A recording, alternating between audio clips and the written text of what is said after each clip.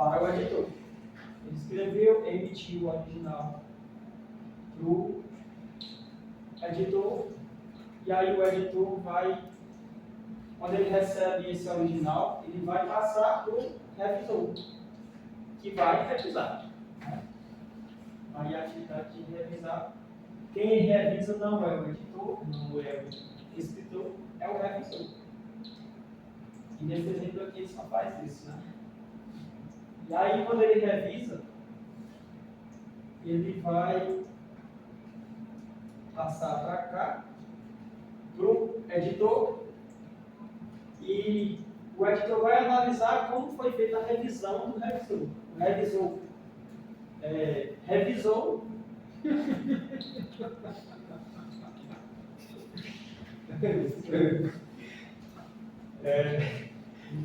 e aí o editor analisa a revisão.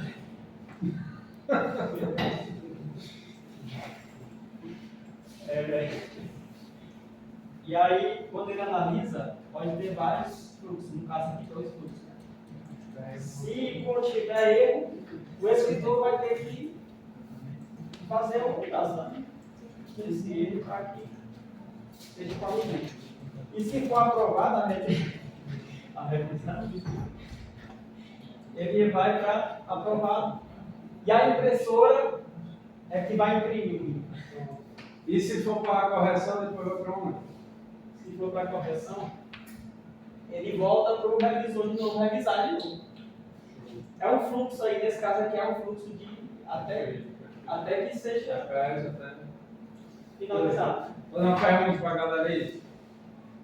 Gente, esse fluxo aí, desse diagrama de atividades, ele tem relação com o software ou não? Particularmente não, eu acho, mas... Em que sentido? Isso é uma aplicação ou não? Ou é só um cara que escreve no texto? O que vocês acham? Aí ele fala que não é o software, né? São atividades. Uma atividade dentro de várias atividades do software.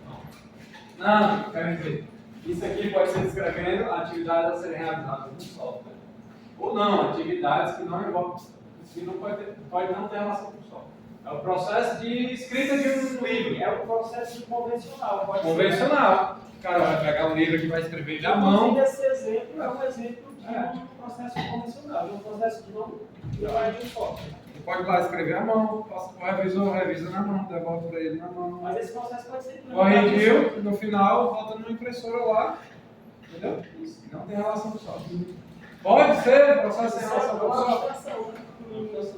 Principalmente porque o diagrama ele vai detalhar o fluxo aí. Atividade, não necessariamente vão ter relação com o software. Embora o ML geralmente vai ter relação com o software. Agora, isso podia ser um fluxo manual, mas podia ser um fluxo também de software. Eu posso, primeiro que elaborar uma proposta por meio do sistema. Tem lá, elaborar a proposta. Clica lá, abre uma telinha para edição. Quando eu clico em enviar a proposta, automaticamente já vai cair lá no perfil do editor. Né? Ele vai receber. Lá na lista de propostas a analisar. Ele vai analisar a proposta. Ele recebe. Já vai dar a lista lá. Ele clica lá em receber, aí analisa, visualiza, dá o feedback dele, Manda a resposta. Isso pode ser também. E nós podemos ver que essas atividades são bem especificadas. Pois é. Veja que você não está visualizando aí. Como é que diz? Qual o componente de fato está realizando aquilo? Você está vendo o perfil. Isso. Não, você está vendo só o perfil.